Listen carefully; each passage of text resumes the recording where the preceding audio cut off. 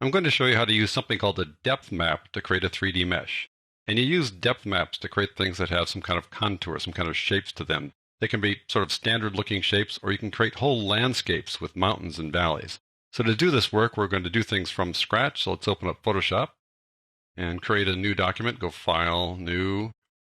I'm going to go with this one that I've been using all along here, the 1200 by 1200 thing with a transparent background.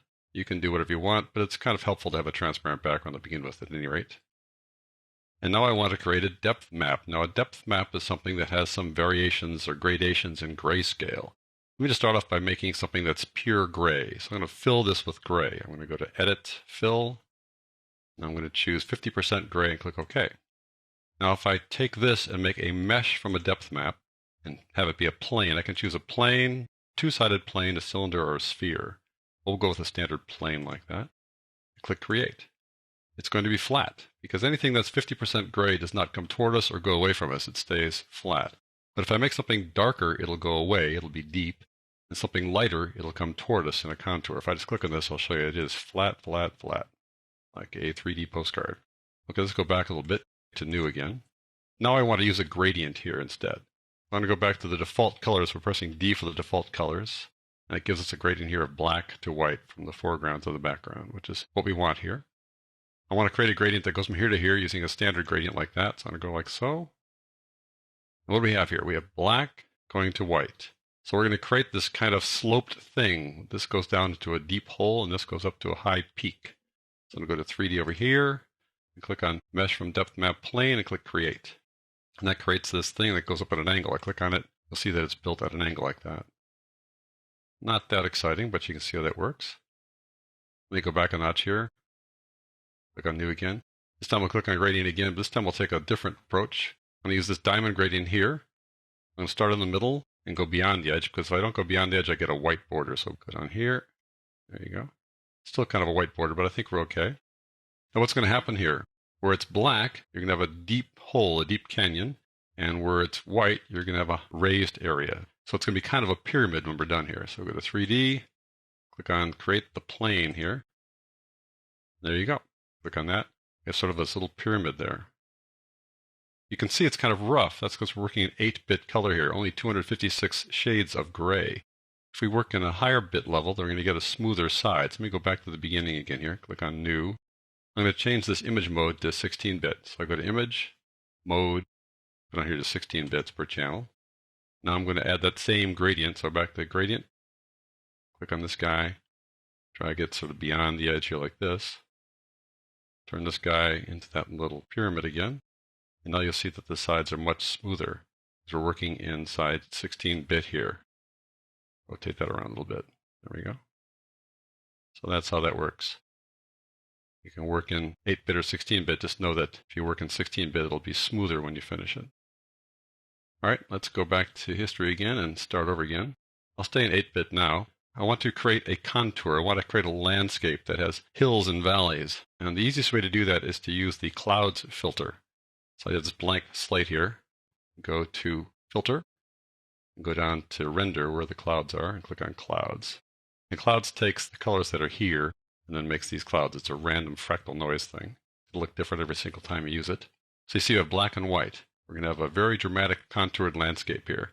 Go to 3D, click on Create. Wham, look at that. Click on that to make it active and tilt it up.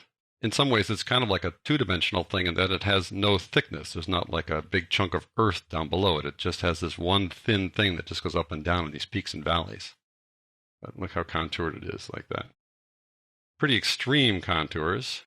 If we want to reduce the extremities a bit, we go down here to the layer.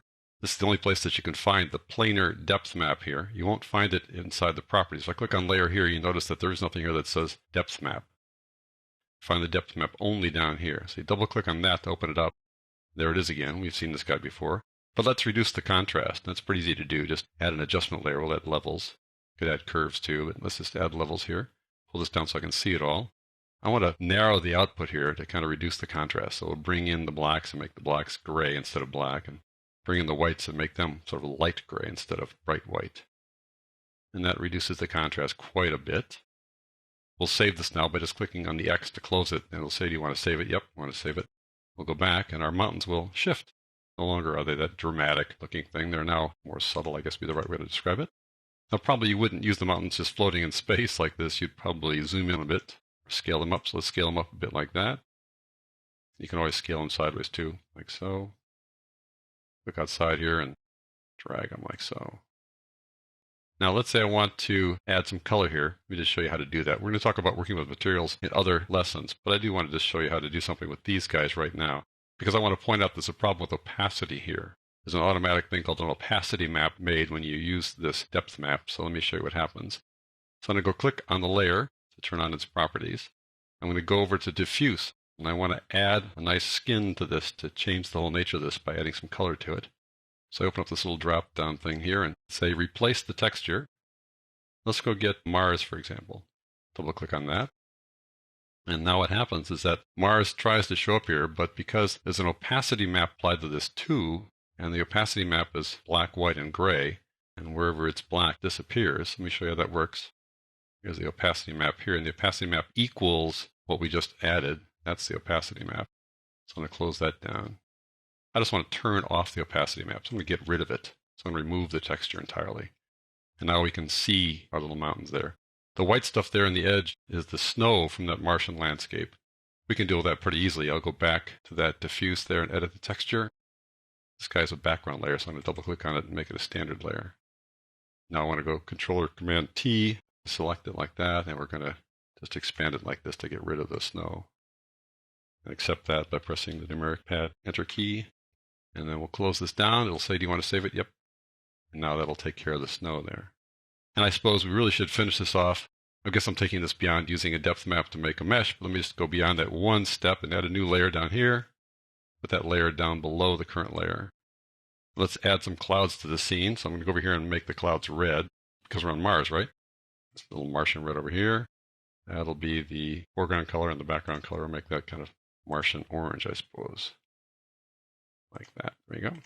And now we make clouds for this guy, so go Filter, Render, Clouds. And now we have this Martian landscape. So there you go. That's how you use a depth map to make a 3D mesh.